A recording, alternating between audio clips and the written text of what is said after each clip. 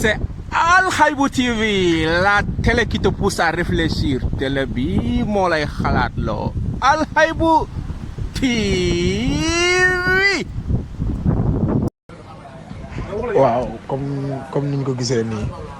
vidéo bii daal benn Samba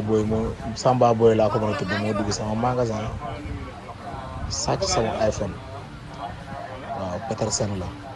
en face rond-point Petersen waaw bëgg nag àdduna gis ko Sénégal ñëpp gis ko jamonoy coronavirus bi ñuy wax corona bi di jooy corona ñëpp di jooy mu metti si ñëpp waa ji dugg sàcc sama iPhone sol masque comme corona lay protéger mu sol masque am profité def affaire yu bonam sàcc sama téléphone